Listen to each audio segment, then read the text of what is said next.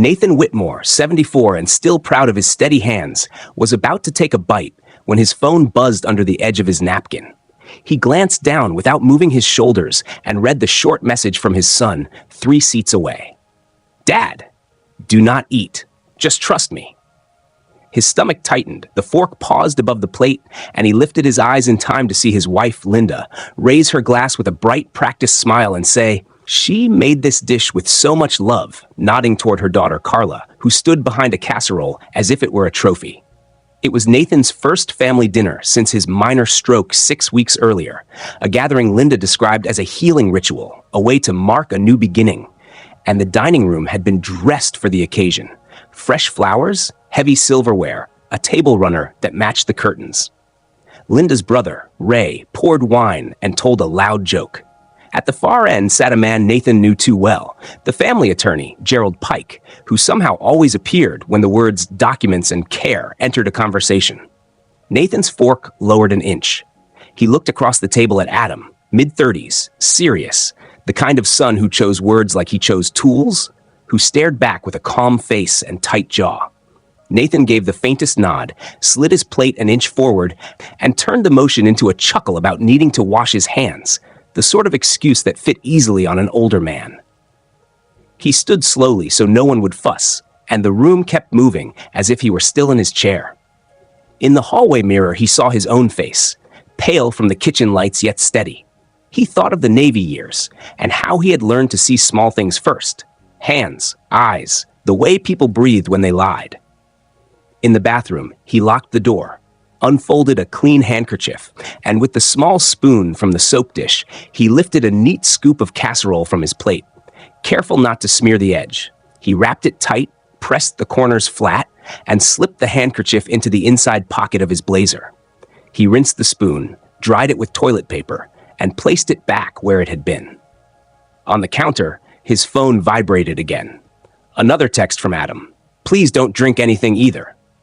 Nathan typed back, "Understood," then steadied his breath and returned to the table with a small apology about old men and sink faucets. Linda laughed and patted his shoulder with a hand that lingered a second longer than affection required. Carla leaned in and asked if the sauce smelled okay because she had used that doctor's herb. Linda liked. She said it in a cheerful voice, a little too loud. And Linda shushed her quickly, then smiled toward the attorney as if to say children say the silliest things. Nathan smiled back, the agreeable elder who never makes a fuss, and lifted his water glass to his lips, only letting it touch. He took no sip. He told a simple story about a storm at sea, the kind of story that drew attention away from plates, and under the noise of laughter and cutlery, he slid his phone between salt and pepper and tapped the record button. The camera faced a cluster of glasses so that only sound would count. He listened without moving his eyes. Ray asked if the dosage had been cut in half after last time. A chair scraped. A whisper followed. Carla giggled and said it would only take the edge off after a long day.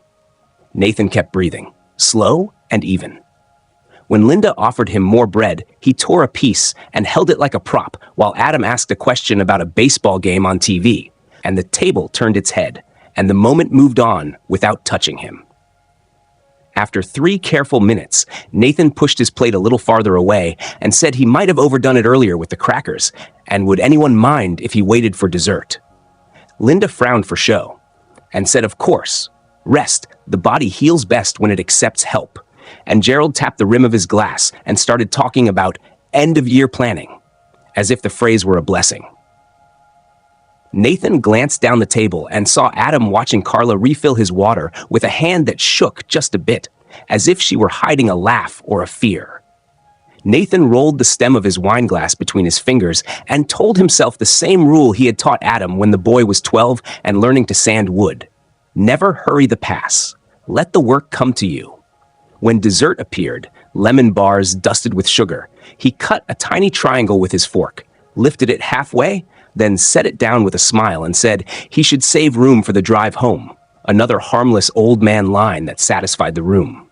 He slipped his napkin across the plate as if done and tucked one corner, now lightly stained with sauce, into the cuff of his sleeve. Later, he would fold it into a second sample. Linda stood to hug him goodbye right there behind his chair and whispered, "So proud of you for trying," with a sweetness that felt like a test. He thanked her and told the whole table they were very kind. And the words came out smooth because he had spent a life keeping rough water calm.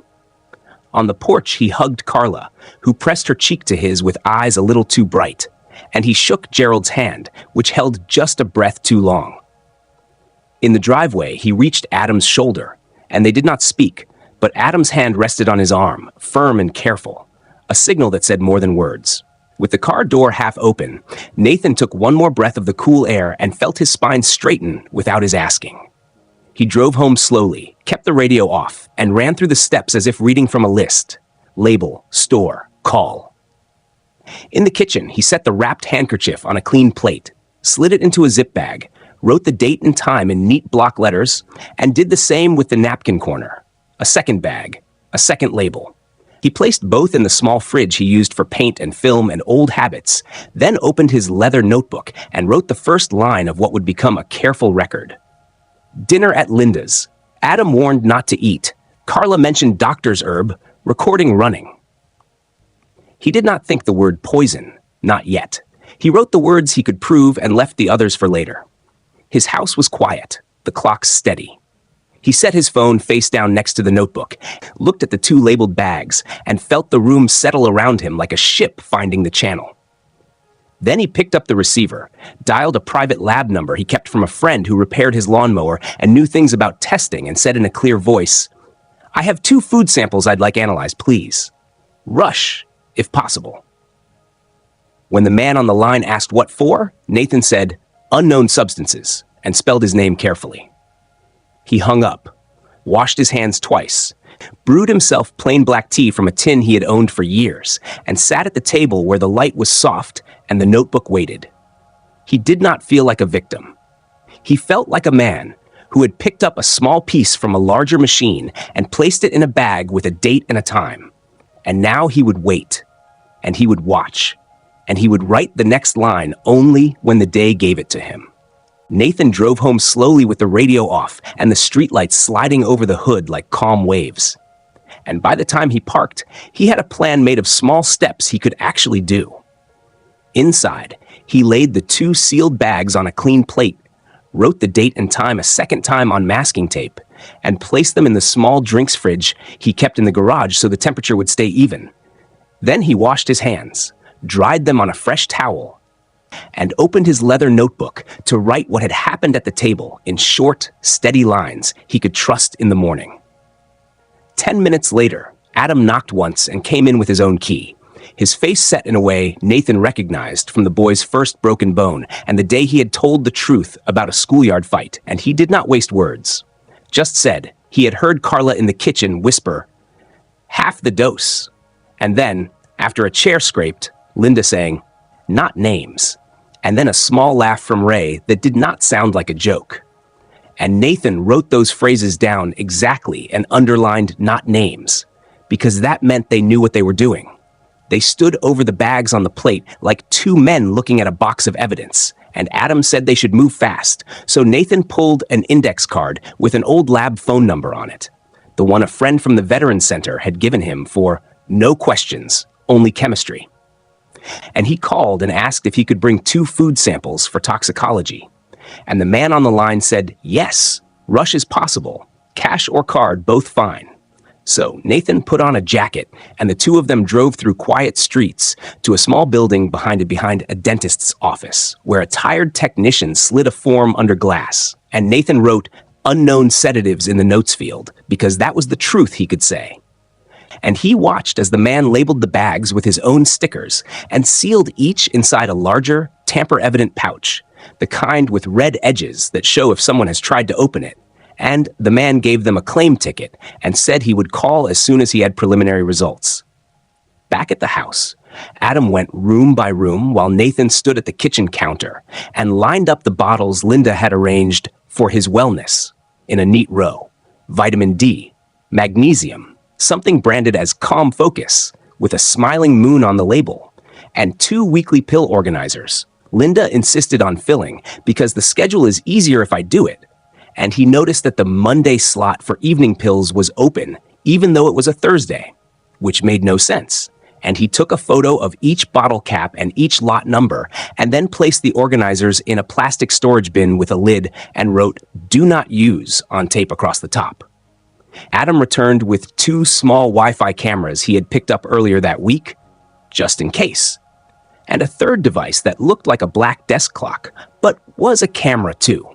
And they set them up without talking much.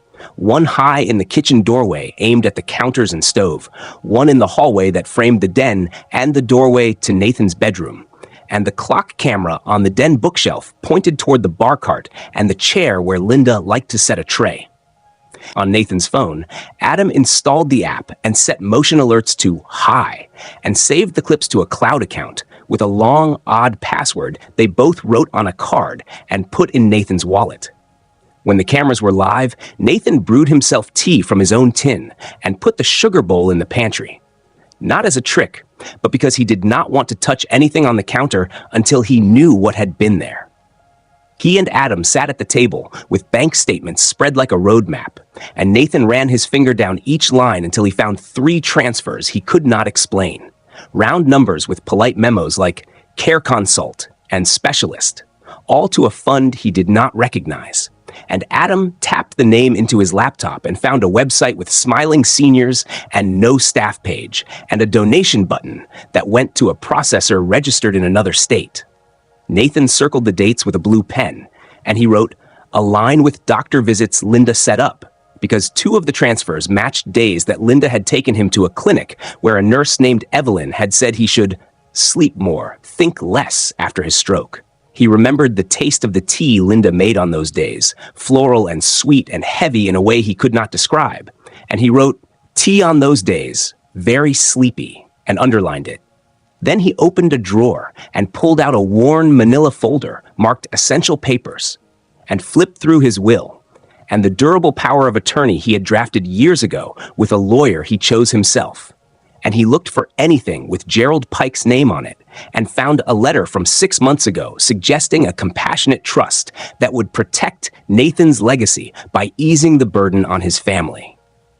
And he read the sentence twice and then placed the letter flat on the table and took a photo. It was midnight by then, and the house was quiet, but for the water heater clicking.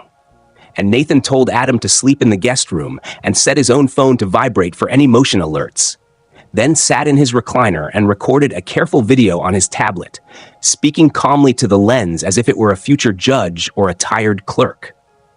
The dinner, Adam's text, the handkerchief sample, the lab drop, the cameras, the bank transfers, the clinic visits, the letter from Pike. He uploaded the file to an encrypted folder and shared the link with Adam and printed a QR code to tape inside his notebook because paper still mattered to him. He dozed with the lamp on, and at 2:41 a.m., his phone buzzed with a soft chime, and he opened the kitchen camera to see Linda moving through the dark with the ease of someone who knows where everything is. A small light in her hand like a pen, and she stopped at the spice cabinet, reached up, and pulled down a metal tin with painted flowers that he knew held tea bags. But she did not take a tea bag. She lifted the lid and took out a brown glass bottle with a dropper, unscrewed it, and tapped the dropper tip over a jar on the counter. 1, 3, maybe 4 drops. He could not be sure from the angle. Then she wiped the dropper with a tissue and tucked the bottle under the tea bags and put the tin back. And he watched her rinse a teaspoon and set a mug out. And then she left the kitchen, and the light on her phone made a soft arc across the frame before the motion alert ended. Nathan saved the clip, labeled it with the time, and texted Adam, "Captured tin and dropper." Then he lay still and counted his breaths until morning so he would not run downstairs and break the chain of proof. At first light, he called a private investigator, a Navy friend had once mentioned. A woman named Serena, who answered on the second ring and said to tell her everything slowly.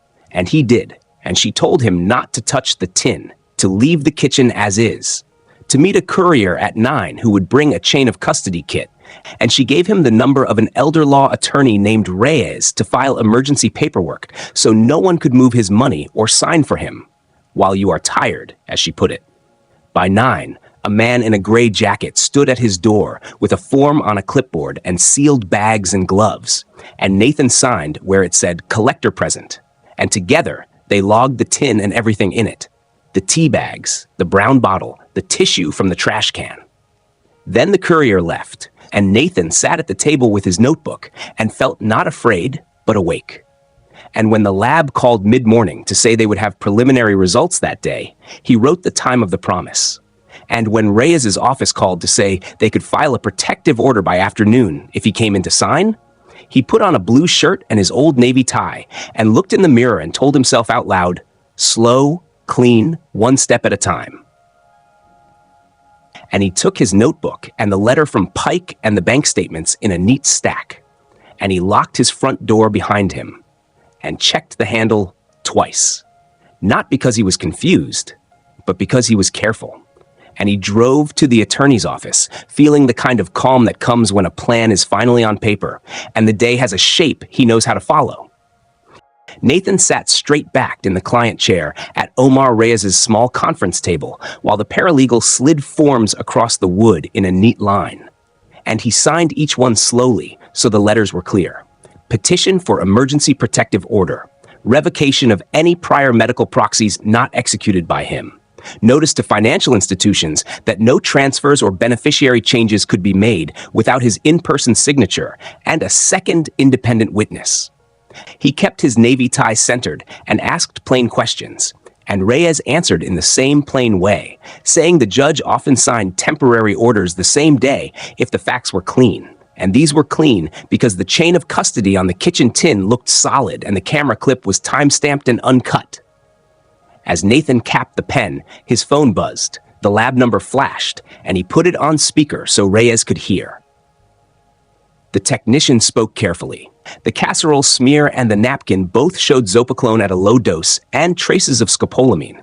Not enough to knock a man out, but enough to make him foggy, dizzy, and more likely to consent to things he would not normally sign. Nathan thanked him, asked for a written preliminary with concentrations, and wrote the drug names in his leather notebook, underlining each once. Reyes nodded and said they would attach the lab's prelim to the motion and fax the packet to the elder abuse duty judge by noon. In the same breath, he called his assistant to place a code word on Nathan's hospital file so no one could inquire or update without saying Sparrow, and Nathan liked that the word was ordinary and easy to remember. On his way out, he stopped at a photocopier and made 3 clean copies of Gerald Pike's 6-month-old Compassionate Trust letter. Then he and Adam drove home with a list written on an index card. Change passwords, move pills to a locked tin, keep all food sealed, and do not confront anyone. At the kitchen table, they worked like carpenters. Measure first, then cut. Adam on the laptop tracing the senior wellness fund payments, and Nathan with a blue pen drawing arrows on a sheet of printer paper. Joint account, wellness fund, small clinic, private account. 2 amounts matched the days Nurse Evelyn had visited, which Nathan wrote in the margin with the hour, because Linda kept a wall calendar, and he remembered her tapping a red heart on the squares to mean Wellness Day. At 11:38 a.m., the first motion alert chimed.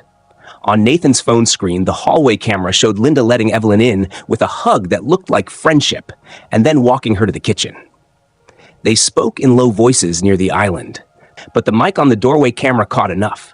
Evelyn spread forms and said, "If we can establish mild cognitive impairment, guardianship will be straightforward." And Linda's answer was a soft, "He signs when he's tired." And then the scrape of a mug, the creak of the tin lid, and the click of something glass set back inside. Nathan saved the clip, labeled it Kitchen 1138, and forwarded it to Serena with a single line. Evelyn plus forms plus tin. Serena replied in seconds. Perfect. Do not engage. I'll notify Reyes. At 12:12 p.m., an email arrived from Pike's firm with the subject line, "Lunch today? Finalize estate planning papers," and Nathan's hand stayed steady as he drafted a reply that read, "Please direct all correspondence to my counsel, Omar Reyes," and he CC'd Reyes and hit send. 5 minutes later, Reyes called to say the judge had signed the emergency order preventing any changes to Nathan's property, medical decisions, or accounts without his consent, and that a process server was already en route to Pike's office. Reyes also offered to have a patrol car accompany Nathan if he needed to re-enter his own house later. And Nathan wrote, "Escort available" in the notebook, even though he planned to keep moving quietly. He lifted the lid on the pill organizers Linda had filled and saw again that the day labels did not match the week, then snapped the lids shut and locked both organizers and the unmarked Calm Focus bottle in a metal cash box Adam had found in the hall closet. He pressed a strip of tape over the latch and wrote the date. The den camera pinged at 12:46 p.m. Carla stepped into frame, went straight to the desk, slid open the middle drawer, and pulled out the file where Nathan kept birth certificates and the deed. She took her phone from her back pocket and photographed the deed slowly, then unfolded a draft form and photographed that too. When she left, she wiped the desk with her sleeve like a person in a movie who has seen too many crime shows. And Nathan saved the clip and labeled it Desk 1246. He did not feel rage. He felt like a man holding a level against a wall and seeing the bubble drift to one side. Proof that the wall was not what it claimed. At 1 o'clock, Serena arrived with a small evidence kit and took a sworn statement at the table. Her recorder between the salt and the butter dish that no one would use today. Nathan told the story in simple order. Message at dinner, samples, lab, camera, Evelyn's forms, Pike's email. And she asked only to clarify times and who was in the room. She bagged the brown bottle couriered back from the lab after documentation, sealed it again with her tag, and said she would walk it straight to the DA's intake with the clips on a thumb drive and the lab's prelim. She looked at Nathan's face a long second and said, "Mr. Whitmore, I'm going to recommend you sleep at your son's place tonight." And he nodded because it made sense. Tired men make mistakes at midnight. Before they left, Nathan walked through each room on video so there would be a record of what the house looked like at 2-3 p.m. The bar cart, the tidy couch, the locked cash box on the closet shelf, the calendar with red hearts on clinic days. Then he packed a small bag with a sweater, a shaving kit, and the framed photo of his first wife that had always sat on his dresser. In the driveway, his phone buzzed with a text from an unknown number. Heard Mr. Pike mention guardianship petition last week at Miller's Cafe. Be careful. Nathan screenshotted it, saved the number, and added a line in the notebook. Anonymous tip re Pike. Miller's petition. At Adam's apartment above the hardware store, they set the phones to push real-time alerts and kept the volume low. The cameras showed the house quiet until late afternoon when Linda returned alone, moved through the kitchen, paused at the tin, then chose a different tea, as if she were deciding how much to push. She stood at the sink for a long time, her shoulders high, and then she left the frame. Near sunset, Reyes called with the judge's signed order number and read it aloud so Nathan would hear the language that now protected his name, and Nathan wrote the number carefully and drew a small box around it like a frame. After the call, Adam pinned a clean corkboard to his living room wall, and together they made a timeline out of printed screenshots and index cards. Dinner, 7:15, sample 9:20, lab drop 10:05, camera 2:41, Reyes files, 10:30, lab prelim 11:05, Evelyn 11:38, Pike email 12:12, order signed 12:40. They stood back and looked at it, the lines straight and undeniable. Nathan felt the kind of tired that comes after good work. He wrote one more sentence before bed. I will keep my voice even and my records exact. Then he closed the notebook, set it by the lamp, and lay down on the pull-out sofa, breathing in and out like a man who had found his way into a narrow channel with markers on both sides and knew, for the first time in weeks, that he was not drifting anymore. Nathan woke before the sun in Adam's small apartment above the hardware store, made coffee in a quiet kitchen, and checked his phone for motion alerts. The house had stayed still after the 2:41 a.m. clip, which felt like luck and also like a pause before the next move. So he wrote the time and the word quiet in his notebook and underlined it once. Then he and Adam drove to Reyes's office to sign 2 more forms the paralegal had prepared overnight. One to put a do not release code on Nathan's hospital chart. The other to notify the bank that all transfers and beneficiary changes required his in-person signature, plus a second independent witness. At 8:17 a.m., Serena called to say the courier had delivered the brown bottle and tea tin to her. The lab had photographed everything, and she was on her way to Nathan's house with an evidence kit, and a patrol car would meet them there to keep the temperature down.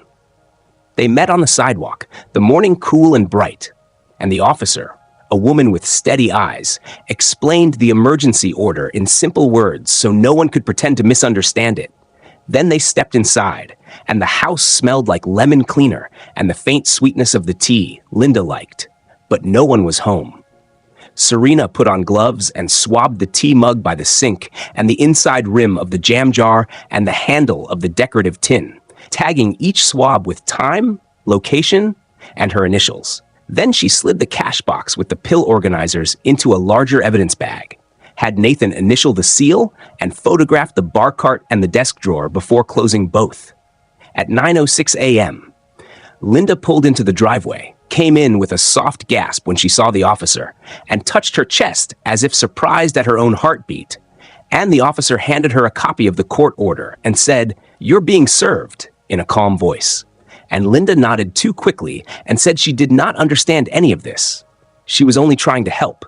And Serena said, "Please don't discuss the case," while writing the time of service on her form. 5 minutes later, Carla arrived with a grocery bag and a high, bright tone, asking if her stepfather was feeling better and announcing she had brought that special tea he liked. And the officer asked her to set the bag on the table and leave it closed, which she did with a tight smile. Then she tried to step toward the desk, and the officer put out a hand and said, "Not today," and Carla stopped. Nathan, who had said nothing except good morning, kept his hands folded on the back of a chair and looked at the clock and wrote the exact times in his notebook, while Linda sighed in small, controlled breaths a person takes when she is deciding which story to tell next. At 9:28 a.m., a process server appeared in the doorway asking for Mr. Gerald Pike or anyone authorized to accept on his behalf. And when nobody claimed the role, the server posted the envelope addressed to Pike's firm on the inside of the front door, photographed it, and left. And Nathan watched Linda watch the envelope, a tiny shift in her eyes like a flinch. Serena asked the officer to stand by while she and Nathan did a quick walkthrough to confirm nothing obvious had moved since their last photos, and they found one new thing. The calendar on the wall had fresh ink, a red heart drawn on tomorrow with the word screening in small letters, and Serena took a close photo and whispered, "They plan to escalate." Then she pulled Nathan aside near the hallway and said, "I recommend you do not stay here tonight either. They will test boundaries when a plan breaks." And he nodded, because he had seen it in life at sea and in small businesses and now in his own kitchen. The way people pushed the line to see if it would move. By 10 a.m., Serena had packed her kit, thanked the officer, and left to meet the DA's intake. And Nathan locked the front door behind them and slid a spare copy of the court order into a magnet clip on the refrigerator where a camera could see it. He and Adam drove straight to the bank branch, where a manager in a gray suit read the order and typed on a terminal, then printed a notice that placed an alert on every account with Nathan's name. And the manager said, "Any attempt to move funds will trigger a call to you and to your attorney." And Nathan folded the notice and put it with his notebook. In the parking lot, Adam showed him a result from an online search. The Senior Wellness Fund on the bank memos had no staff page, but its donation processor forwarded money to a shell company in another state that shared a mailing address with a tiny clinic Evelyn had recommended. And Adam traced a path that looked like a narrow river. Joint account to fund, fund to clinic, clinic to consultant. And the consultant's account matched a paralegal listed on Pike's website. And Nathan said quietly, "We write that down. We do not say it out loud," and wrote it down. At noon, Tessa, the local reporter Adam followed, called from a number Nathan did not know and said she had received 2 tips in the past month about a guardianship ring tied to a wellness fund and a lawyer with G for a first initial, and that an elder man had been named with initials NW. And she wanted to confirm nothing yet, but speak if he would allow it. And Nathan said he could not speak on the record. Not yet, but he could listen, and she told him the pattern she had seen. Herbs and teas, home screenings, fast petitions, quiet trusts. and he heard his week described in other people's words, which made something in his chest go tight and then loose, and he thanked her for the call and said he would have his attorney reach out. Back at Adam's place, the hallway camera sent an alert at 12:47 p.m. Gerald himself stepped into the frame in Nathan's house, called out, "Hello?" to an empty room, walked to the front door, pulled down the posted envelope, and took a photo of it with his phone, then said, "We'll sort this," to no one, and left. And Nathan saved the clip and labeled it Pike 1247 and forwarded it to Serena and Reyes, who both replied within minutes. "Good," from Serena, and "Thank you. This is service acknowledgement," from Reyes. The afternoon moved like a long, slow board game, with small pieces shifting and each move recorded. The lab emailed a short preliminary report with concentrations for zopiclone and scopolamine in the casserole smear and napkin fibers. The hospital confirmed the code word Sparrow was now required to access his chart. The bank texted that an attempted $4,000 transfer to the wellness fund had been blocked at 1:33 p.m. Nathan wrote the times and drew small check marks by each one, tidy marks that felt like weight placed on the right corners of a frame. Near 3, Linda called twice and left one message in a soft voice asking him to come home for a talk. And he saved the voicemail and did not reply. At 4, Serena called from the DA's office and said they were preparing an affidavit to request a search warrant for the kitchen and the den, and that the judge would likely want one more clean clip showing current behavior, not just a storage of past acts, and could Nathan remain away and keep the cameras rolling, which he agreed to do.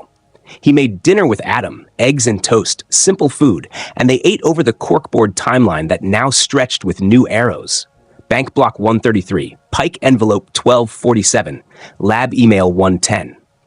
And the line looked straight and grim. As dusk came, the den camera caught Carla entering again, alone this time, pulling on light gloves from her purse, opening the desk and slipping a folded paper into the envelope marked medical, then looking up and around before leaving.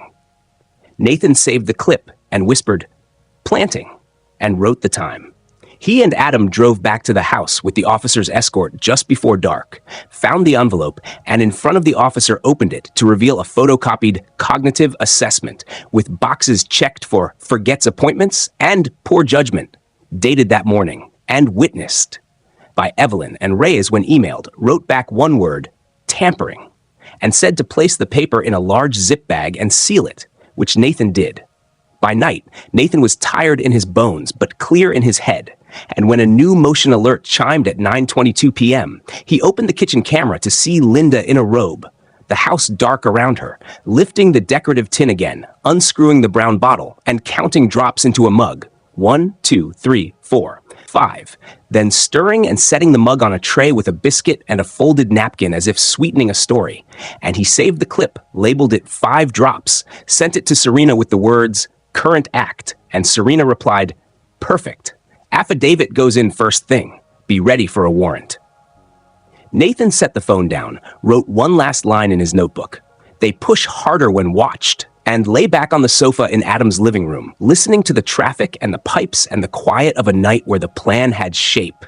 The record had dates. And the house that once made him foggy now gave him a clear picture every time he pressed play. Nathan was awake before dawn, sitting at Adam's tiny kitchen table with his leather notebook open and a pencil laid across the margin, when Serena called to say the judge had signed the warrant. Her voice was calm and direct, and she told him to meet her at his house at 8 with his ID, the emergency order, and nothing else, and to let the officers do the talking. He wrote the time, circled warrant, drank his coffee without sugar, and rode with Adam through streets that smelled like wet grass and bakery air, the kind of morning that looks harmless from the sidewalk.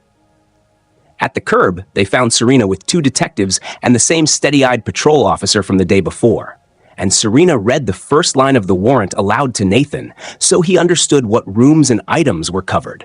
Kitchen, den, desk, bar cart, pill organizers, electronic devices, documents related to guardianship, trusts, or medical care. And then the detective knocked, announced, and used the key Nathan provided. The house felt different to him as they walked in, not because of the lemon cleaner smell that lingered, but because the rooms were no longer private spaces. They were pages in a file now, and he accepted that as good. Serena put on gloves, pointed the kitchen camera's lens at the island for a clean overview, and began slow, careful work. She photographed the decorative tin where the brown bottle had been, the inside of the spice cabinet, the mug on the rack, the jam jar lid, the bar cart, the drawer with the dropper-sized teaspoon.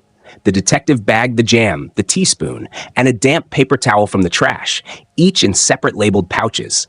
Then cataloged the pill organizers still locked in the cash box and logged them under Nathan's initials and the warrant number. In the den, the second detective pulled open the desk drawers and found what Nathan expected and what he did not. A crisp packet of forms with petition for appointment of guardian already typed with his full name, today's date blank, witness lines labeled E. Hart and C. Whitmore, and a stapled stack of cognitive screening notes with boxes checked for forgetfulness, poor judgment, and agitation when asked to sign, all dated 2 days ago and initialed E.H. There was more. A folder stamped Senior Wellness Fund, Home Visits, with a simple invoice template billed to Nathan's joint account and a one-page talking points keeping Dad safe with bullet lines like repeat narrative of confusion, emphasize fall risk, and frame trust as compassion. And when the detective read the last one aloud, Serena glanced at Nathan, and he kept his face still, wrote talking points in the notebook, and underlined it twice. On the bar cart, a small key lay under a cocktail napkin, and when they tried it on the tiny lockbox tucked behind the whiskey, it opened to reveal a phone Nathan didn't recognize and a slim USB drive. The detective powered the phone and photographed the lock screen, no code set, then scrolled just far enough to capture the first page of texts with contacts listed as GP and EH. Messages that read like coordination. Drops at 4 okay? Need him extra restful to Marbury you? P will have petition ready, short lines with timestamps that matched the red hearts on Linda's wall calendar. Nathan wrote the times like a bookkeeper, calm and exact, because panic wastes ink. As they worked, the patrol officer opened the front door to a soft knock and served Linda with the warrant. Linda stood on the threshold in a cardigan with her purse on her arm and said she didn't understand what was happening in a voice that wanted to be small. And the officer repeated the rules in even words and asked her to wait on the porch. 5 minutes later, Carla arrived, stopped when she saw the cruiser, and tried to enter without looking at anyone. But the officer lifted a palm and said, "Not right now." And Carla's bright tone slipped to a thin line as she said she only needed to grab a form. And the officer shook her head, and the thin line snapped into a glare that Carla hid by dropping her eyes. Inside, the detective at the desk opened a lower drawer and found a manila envelope labeled Estate Simplification Final. And inside was a version of the trust document Nathan had seen before. This one showing the house placed into the Senior Wellness Fund upon his death, with Linda as lifetime occupant and remainder to the fund's mission partners.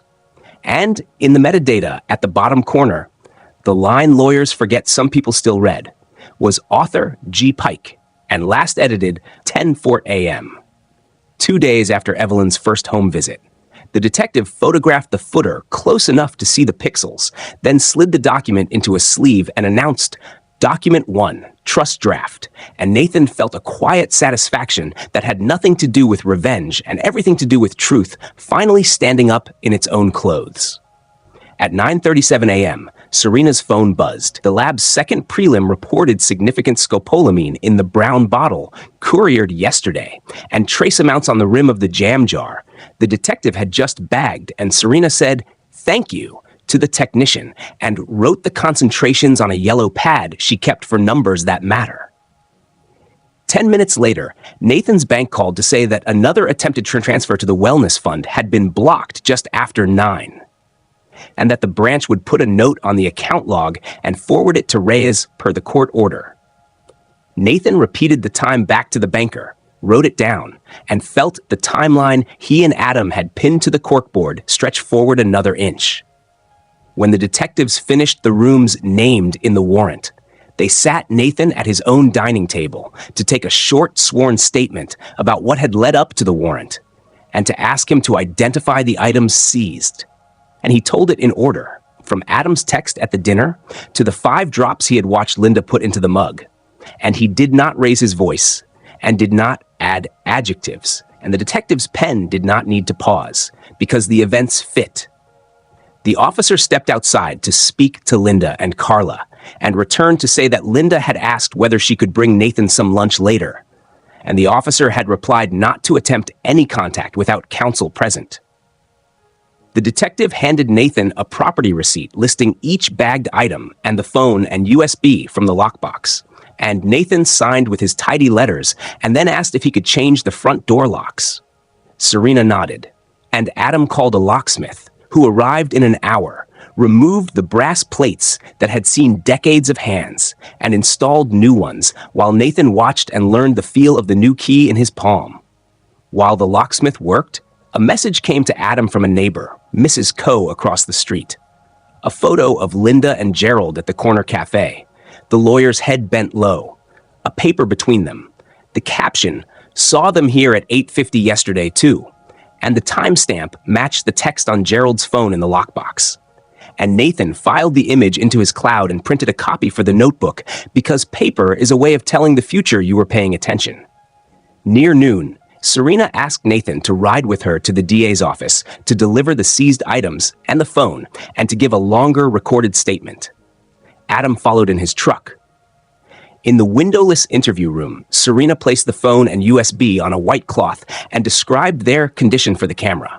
Then, she pressed record on a tabletop device and asked Nathan to start at the beginning one more time, this time with the names attached to the rolls. And he did.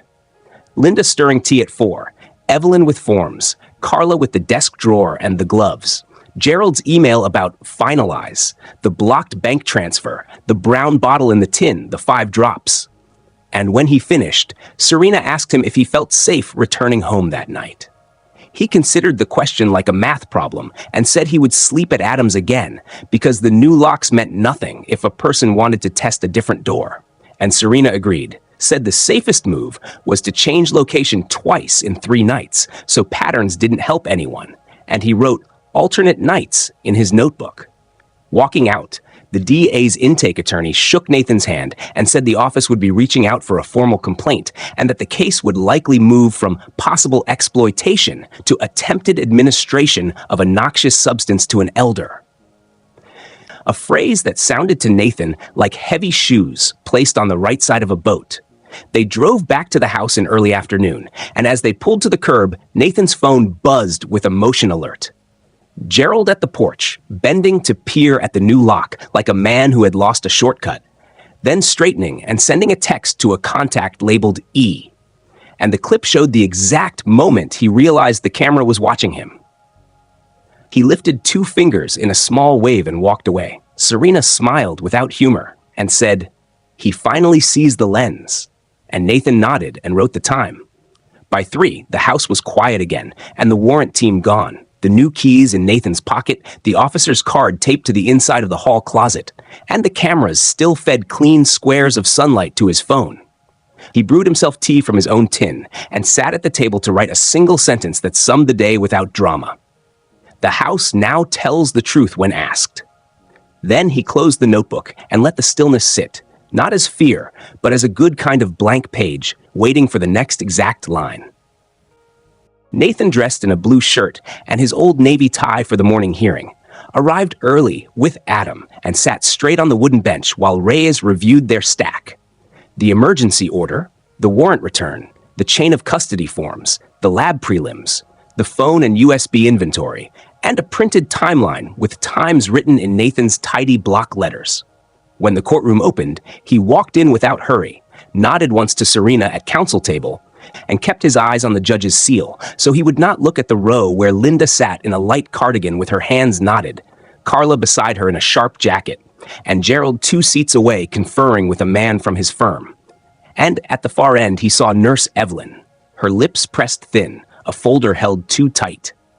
The judge, a calm woman with gray hair pinned close, called the case and said this was a combined review of the protective order and the return on the search warrant with a request from the district attorney for temporary no contact and asset freeze.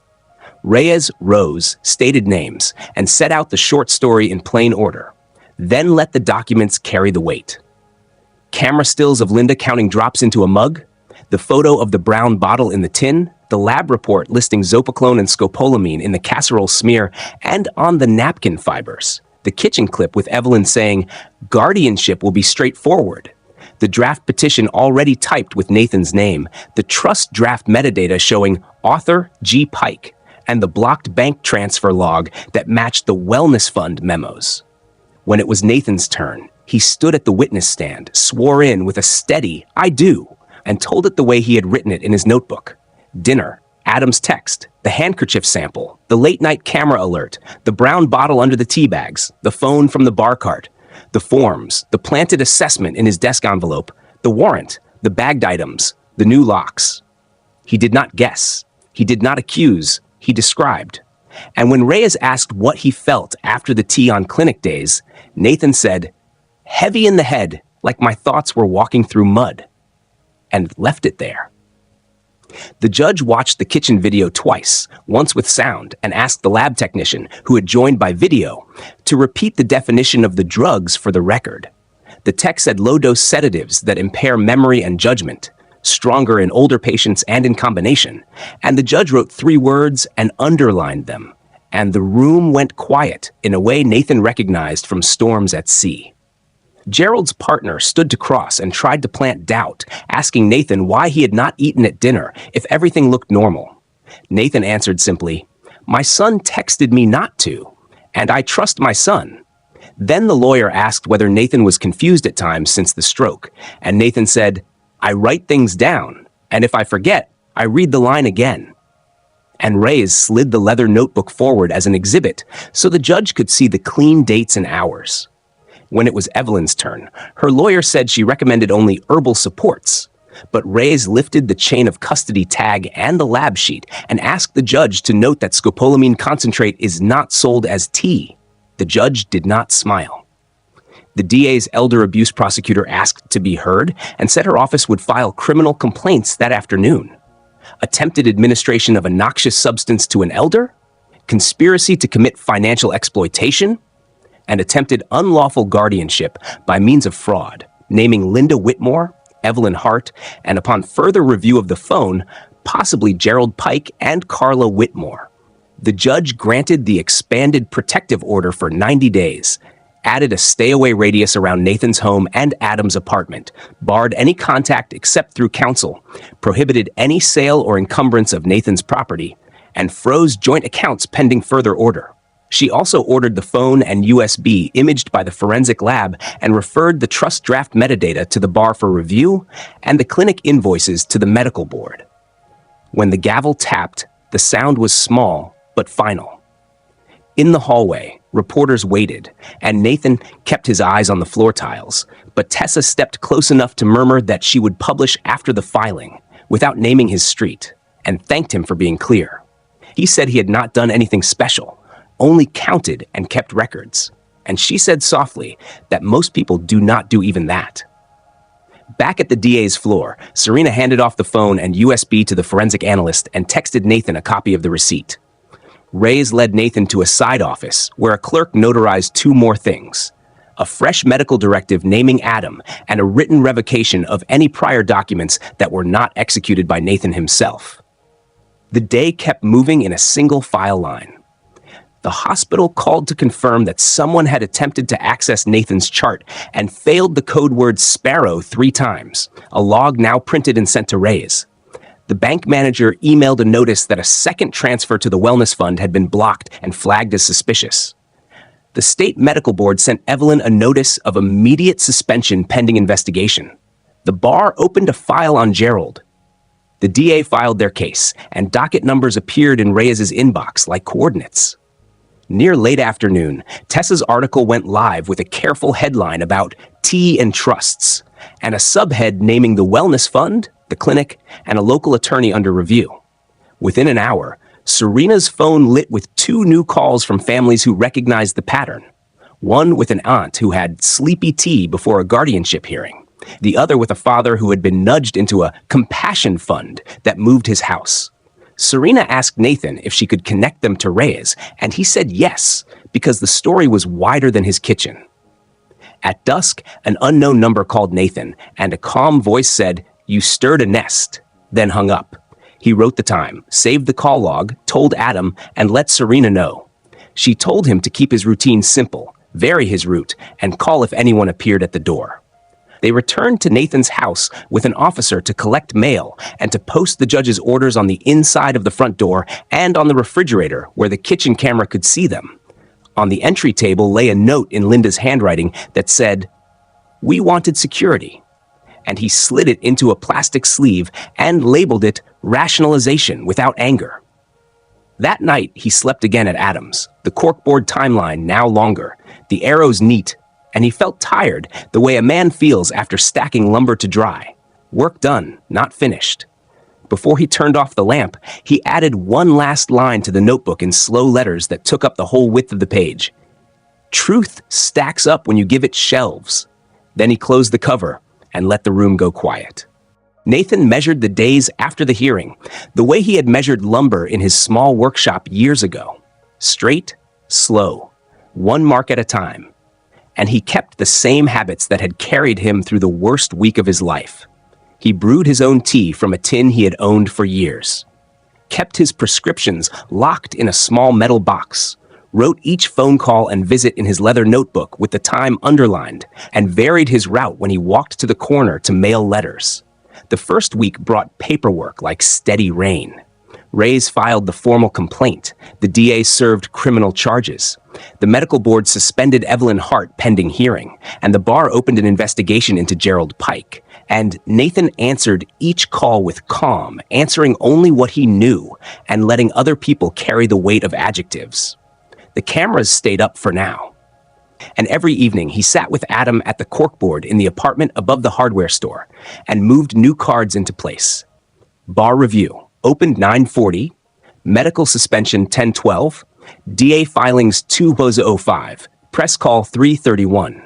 On the third day after court, a patrol car idled at the curb while an officer stood by as Linda came to pick up clothing under the terms of the order, and Nathan stayed inside his front room with the door to the hall closed and listened to the sound of hangers bumping in a closet he had shared for 9 years, and let it pass through him like wind through a screen. That afternoon, Serena brought a short update to the porch. 2 more families had called after Tessa's article. One with a father moved toward a compassionate trust. One with an aunt served a safety guardianship after months of sleepy tea. And Nathan nodded once, because real patterns meant this was bigger than his table. Then he wrote 2 more families in his notebook and drew an arrow to the word task force, which Tessa had said the county was considering after her story turned into a string of calls. A week later, the forensic lab imaged the phone from the lockbox, and Reyes walked Nathan through the printed text logs in a small conference room. Short lines from GP. About petition ready if he's agreeable. Notes from EH that read, recommend screening Thursday after tea. And a thread saved under Carla's initials with photos of Nathan's deed and a message, got it, time-stamped to the minute the den camera had recorded her gloved hands. Nathan did not raise his voice when he saw his house wrapped in nouns on paper. He put a simple checkmark beside each line as if balancing a ledger, and then he went home and watered the rosebush his first wife had planted. A plant that had lived through storms and summers and neglect and still pushed out red when the light came right.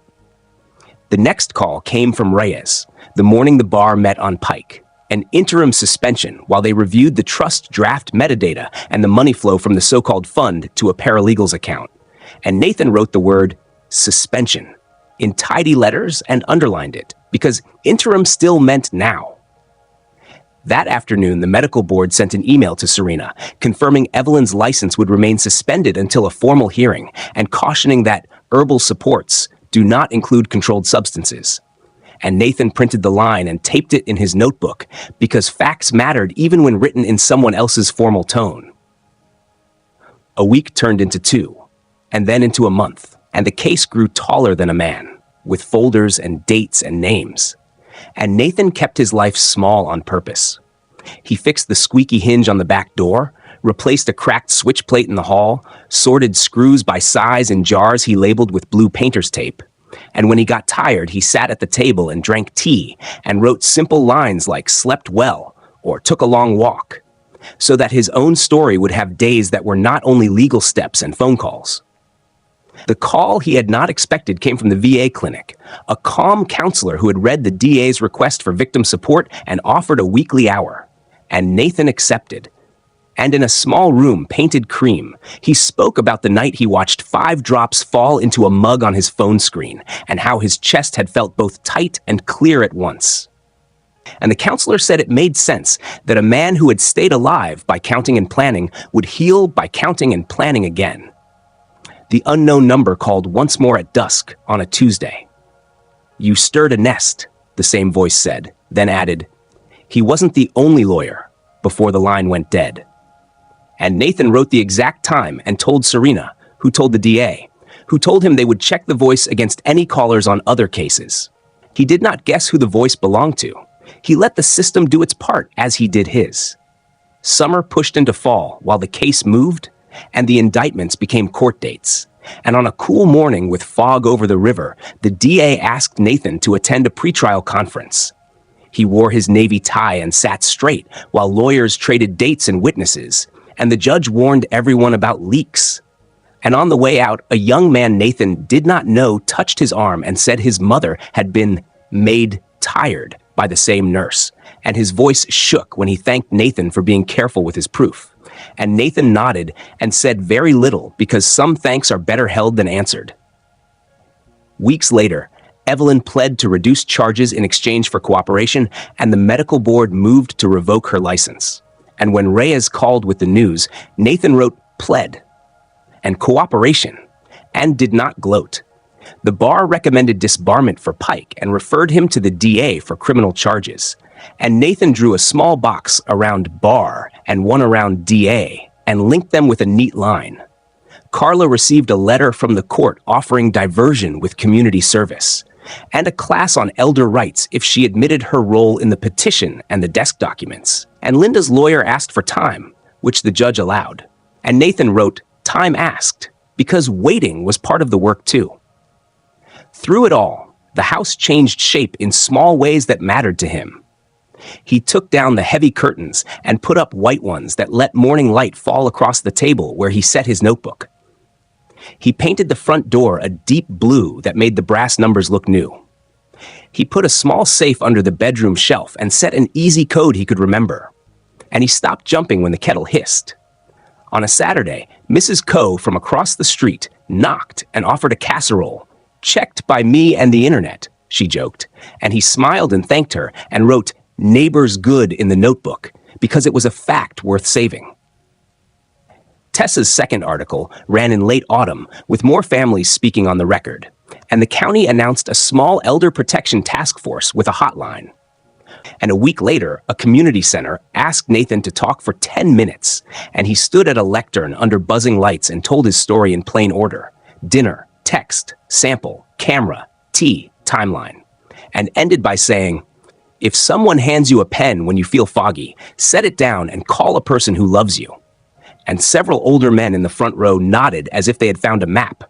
When he went home that night, his porch smelled like fresh paint and tea. Not fear, and the cameras now recorded spare clouds and squirrels and nothing worth labeling. And he felt ready to take them down when the last motions were done. Winter came, and the DA called with closures. Evelyn's license revoked, Pike indicted and awaiting trial. The wellness fund dissolved by court order, with its accounts frozen for audit. Linda set for a plea on a lesser count if she testified truthfully, Carla completing her service and classes. And Nathan wrote it all in tidy letters that filled one whole page and then closed the notebook and set it on the shelf, not to forget, but to keep the story where it belonged. On a quiet morning, he made tea, opened the back door to a thin, bright sun, and stood with his hands in his pockets while steam rose, and he let himself feel something simple. Relief that did not need an audience. Later, he walked to the hardware store and bought new screws for a loose cabinet hinge just because he could. And at the register, Adam squeezed his shoulder and said the house felt different now. And Nathan agreed, not with a speech, but with a small nod and a careful plan to make a pot of soup. label leftovers, call the counselor to say he felt steadier, and take the cameras down one by one. That night, before bed, he opened the notebook and wrote one last line on the last clean page. They tried to make me small. I stayed exact. Then he turned off the light and slept in a home that told the truth when asked.